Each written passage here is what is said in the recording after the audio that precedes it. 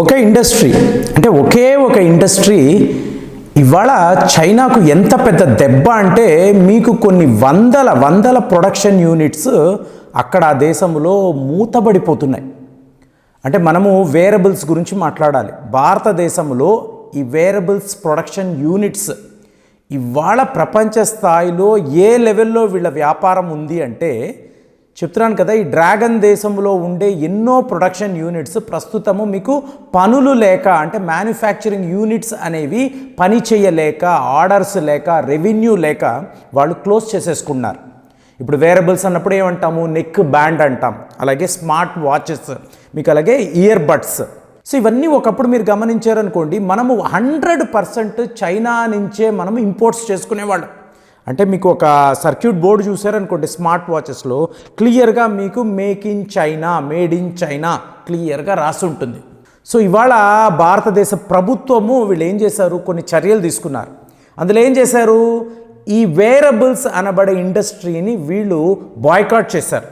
అంటే కొన్ని particular products, smart watches, ఈ విషయాల్లో, ఈ సర్క్యూట్ బోర్డ్స్ విషయంలో మనము బాయ్కాట్ చేసాం చైనా ప్రోడక్ట్స్ని. దాంతో ఇన్వేరియబుల్గా మీకు ఏమవుతుంది, ఇండియాలోనే వీటిని తయారు చేయాలి. ఇప్పుడు మీరు ఎక్కువగా ఇండియాలో ప్రొడక్షన్ చేస్తేనే మీరు విదేశాలకు ఎక్స్పోర్ట్స్ చేయగలరు. ప్రతి ఒక్క వస్తువు మీరు చైనా నుంచి ఇండియాకు తెచ్చుకుంటారు, ఇక్కడ ఉండే లోకల్ ప్రజలకు వీటిని అమ్ముతారు, అందులో మీరు లాభాలు కట్టిస్తారు. అంటే అర్థం ఏంటి, మీ లాభాల్లో ఒక వాటా చైనా వాడికి డైరెక్ట్గా వెళ్ళిపోతుంది. సో అలాంటి ఒక పరిస్థితి నుంచి ప్రస్తుతం వస్తున్న డేటా చూస్తే షాకింగ్గా ఉంటుందండి. ఎందుకు ఇలా చెప్తున్నానంటే 25 మిలియన్ యూనిట్స్ వరల్డ్ వైడ్ ఇవాళ ఇండియా మీకు ఈ వేరబుల్స్ అంటే స్మార్ట్ వాచ్లు అనండి, ఇయర్ బడ్స్ అనండి మనం అమ్మగలిగాం. చైనా వాడిని చూసారనుకోండి 24.7 మిలియన్ మాత్రమే. అంటే ఇవాళ గ్లోబల్ లీడర్ ఎవరు అంటే ఇండియా. ఈ ఇయర్ మనము సాధించిన అతిపెద్ద విజయంగా దీన్ని చెప్పుకుంటున్నాం. ఎందుకు, ఏకంగా 25 మిలియన్ యూనిట్స్ మనము లిటరల్గా వరల్డ్ వైడ్ ఎక్స్పోర్ట్స్ చేయగలిగాం. ఇది చాలా పెద్ద విషయం అండి.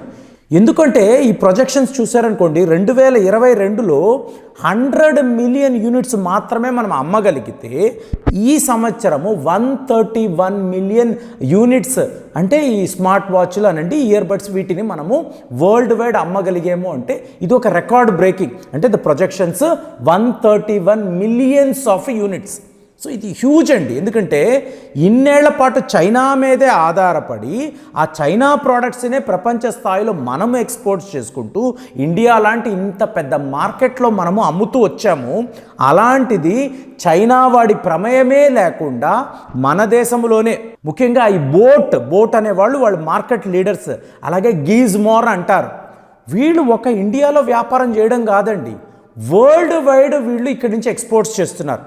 అంటే మేక్ ఇన్ ఇండియా అనబడే ప్రోడక్ట్ ఇవాళ యూరోప్ యూనియన్ అనండి, కెనడా అనండి, యూకే అనండి, ఇక్కడంతా కూడా యువకులు స్మార్ట్ వాచెస్ వాడుతున్నారంటే 80% ఆఫ్ ద మార్కెట్ ఇవాళ భారతీయుల చేతుల్లోనే ఉంది. అంటే ఇదే మామూలు విషయం కాదు.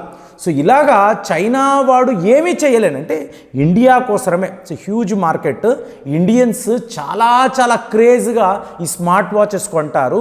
అలాగే ఈ ఆడియోకి సంబంధించిన వ్యవహారాలు మీరు ఎలాంటి ఒక పరికరము చూసినా కూడా మీకు చైనా నుంచే వస్తూ ఉంటాయి. కాబట్టి ఇండియన్స్ చాలా క్రేజ్గా చైనా ప్రోడక్ట్స్ కొనేవాళ్ళు.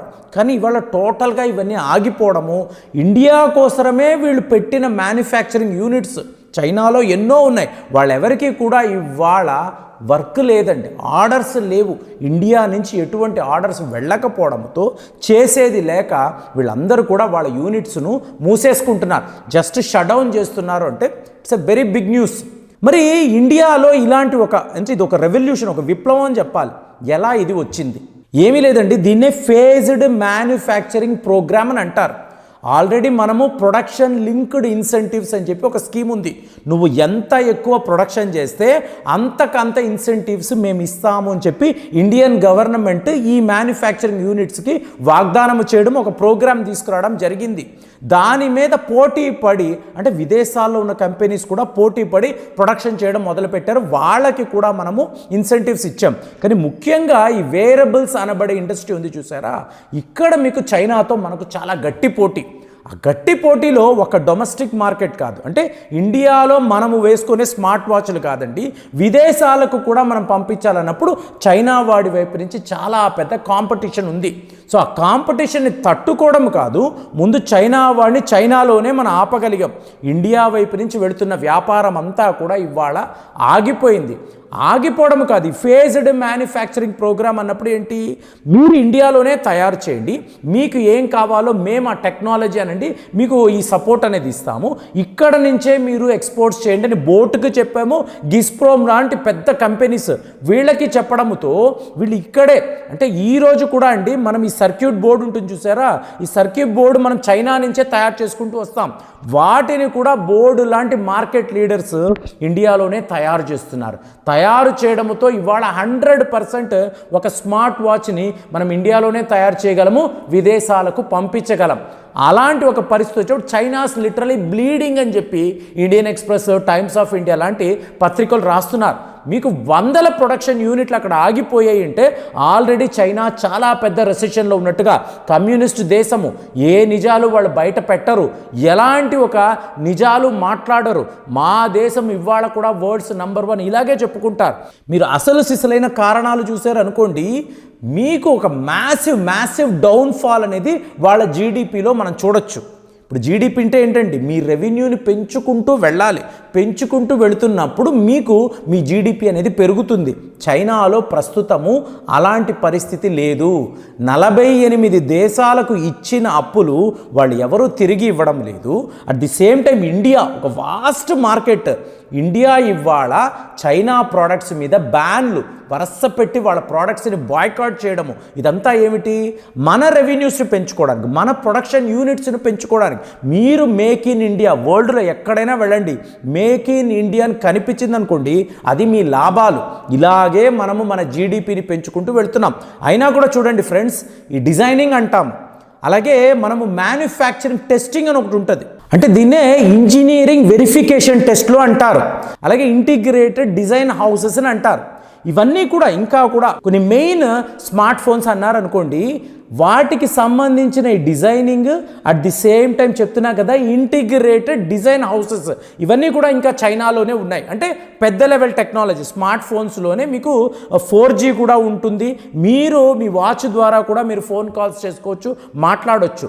అలాగా అడ్వాన్స్డ్ టెక్నాలజీస్ ఇంకా కూడా మనము చైనా మీదే ఆధారపడుతున్నాం. కానీ మెల్లమెల్లగా అక్కడ కూడా, అందులో కూడా మనము ఇండియాలోనే మనము ఒక టెక్నాలజీ డెవలప్ చేసి ఇక్కడ ఉండే కంపెనీస్ వాటిని కూడా చేయడం మొదలు పెట్టారనుకోండి, అప్పుడు 100% చైనా మీద మనకు ఉన్న డిపెండెన్సీ, ముఖ్యంగా ఈ వేరబుల్స్ డిపెండెన్సీ అనేది పోయింది అనుకోండి. టెక్నాలజీలో చైనాకు మనం ఒక పెద్ద దెబ్బ కొట్టామనుకోండి, అప్పుడు వాడికి అర్థమవుతుంది ఇండియా సత్తా ఏంటని. సో ఇవాళ మనం ఆ పనిలోనే ఉన్నాం. రికార్డ్ బ్రేకింగ్ సేల్స్ అనేది వరల్డ్ వైడ్ ఇండియా చేయడంతో మనము ఈజీగా ఈసారి చైనాను ఓడించగలిగాము. 2023 ఎండుకు వచ్చేటప్పటికి 113 మిలియన్ యూనిట్స్ అనేవి మనము వరల్డ్ వైడ్ అమ్మగలమని చెప్పి ఒక ప్రొజెక్షన్. అలాంటప్పుడు చైనా వాడిని వాడి టెరైన్లోనే, వాడి గ్రౌండ్స్లోనే మనము దెబ్బ కొట్టామంటే వాడికి ఎలా ఉంటుంది? ఆల్రెడీ వాడు ఆర్థికంగా అతలాకుతలం అయిపోతున్నాడు. ఇవాళ ఇండియా వైపు నుంచి ఇంత పెద్ద సెట్ బ్యాక్ అనేది చైనా వాడికి తగిలింది.